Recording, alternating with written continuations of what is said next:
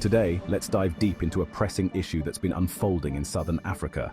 I'm talking about the Southern African Development Community, or SADC, and its recent challenges with Zimbabwe's disputed election.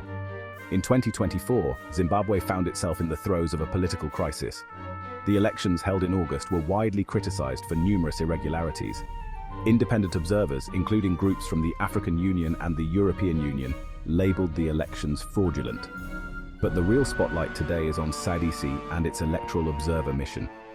Traditionally seen as a stabilizing force in the region, SADC's response this time was unexpectedly scathing. They broke from their usual diplomatic stance, highlighting issues like biased media coverage, undue restrictions on assembly, and even the compromising role of state intelligence. It was a bold move, but here comes the critical question: what next? While acknowledging these problems is a step forward, simply pointing them out isn't enough. Zimbabweans are losing faith in SADC's ability to enforce democratic norms. After all, what's the use of identifying problems if there are no concrete actions to resolve them? This lack of follow-through puts SADC's relevance at risk, and more importantly, the democratic aspirations of millions of Zimbabweans hang in the balance. This scenario isn't just about Zimbabwe. The effectiveness of regional organizations like SADC has broader implications for democratic governance across Africa.